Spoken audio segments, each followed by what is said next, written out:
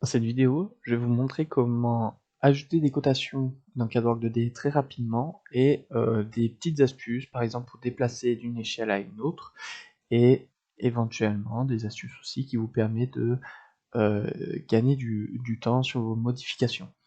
Donc là, ce que j'utilise, c'est les résultats de mon volume export, donc sur la vidéo précédente, mais ça fonctionne aussi très bien pour un export plan simple. Seule attention qu'il faudra porter sur vos exports, c'est de bien faire attention si vous utilisez les exports simples, avec ou sans cadre, que vous soyez bien sur une vue perpendiculaire à Z, X ou Y. Une axonométrie ne sera pas cotable. Vos cotations seront fausses. Donc il faut vraiment faire attention que vous soyez bien sur une que votre vue soit bien correcte.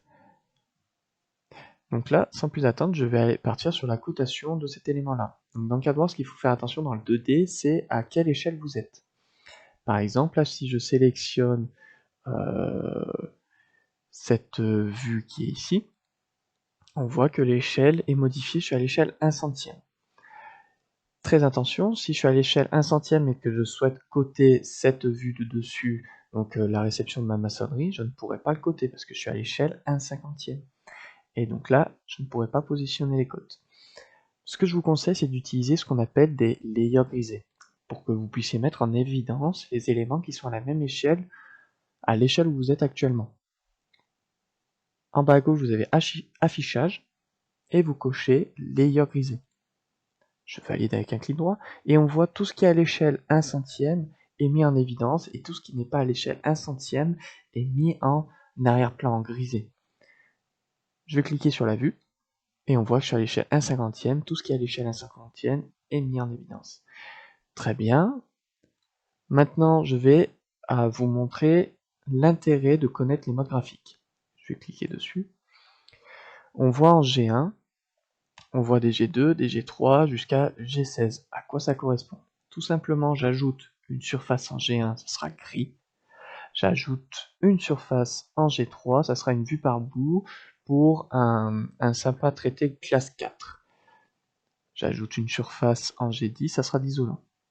Ok, je vais vous montrer ça. Je valide avec un clic gauche G1, ajouter surface, surface. Je vais faire un clic milieu, je vais dire ouais, en X, je vais mettre 200, en Y, 200 mm aussi, je reviens en arrière, X, tac, tac, je positionne, donc là j'ai bien ajouté ma surface de couleur gris. Je vais mettre en G9,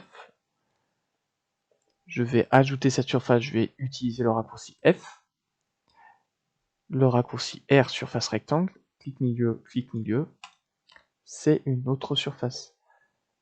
Pareil en G6, pouf, pouf, voilà, ça sera de couleur bleue.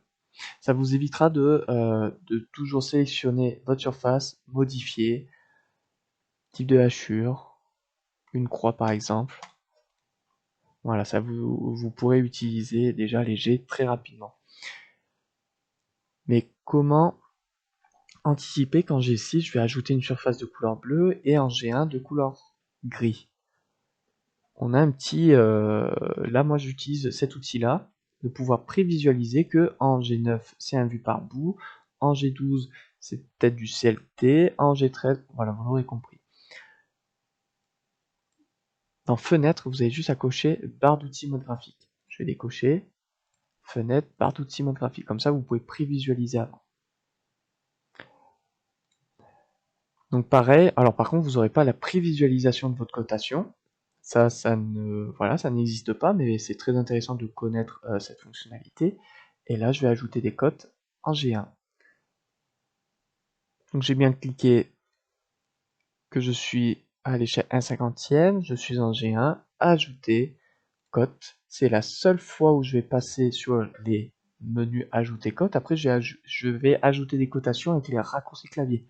Ce sera beaucoup plus rapide. H horizontal, V vertical, P pour parallèle. Donc moi, horizontal. Et là, je fais clic gauche, clic gauche pour sélectionner les points que je souhaite coter. Ouais, je vais positionner un clic gauche ici, un clic gauche là, un clic gauche là. Donc là, je positionne mes cotes, je valide avec un clic droit, et je peux positionner la cote. Très bien. Mais je peux être beaucoup plus rapide. Donc là, je vais utiliser le raccourci H.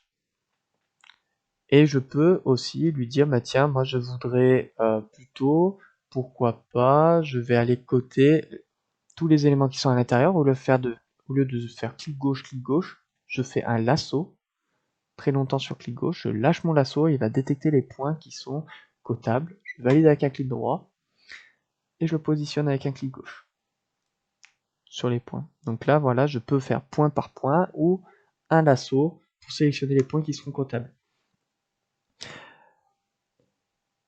Ce qui est demandé pour une réception maçonnerie, c'est plutôt de faire une cote des diagonales pour vérifier que votre maçonnerie est perpendiculaire. Ben là, tout simplement, allez, je vais me mettre en G6 et je vais ajouter une cote parallèle P de ce point-là, clic gauche, et l'extrémité de ma parallèle, clic gauche. Je valide avec un clic droit et je le repositionne avec un clic gauche. Et là, j'ai une cote parallèle. Bon, pour de la maçonnerie, on a des micros de millimètres. Je voudrais rebasculer en G1. Clic milieu sur G1 et là j'ai des cotes sans pas de décimale. Ok, et pourquoi pas, si je veux modifier et je voudrais que ça soit de couleur générale bleue, je peux. Une fonction dans le CADWORK qui est pas trop utilisée, c'est la fonction dupliquer. Pourtant, ça fait gagner énormément de temps. Cette cote-là, je voudrais la copier, je voudrais faire une cote parallèle bleue de ce point-là à ce point-là. Je sélectionne ma cote, 8 dupliquer, 8 de ce point-là à ce point ici. Je valide avec un clic droit, je positionne avec un clic gauche, et là, je réutilise le réglage que j'avais fait sur cette cote qui est positionnée à cet endroit-là. Vous souhaitez plutôt avoir une cote cumulée, une cote avec des distances. Vous avez placé les cotes, il n'y a que les distances.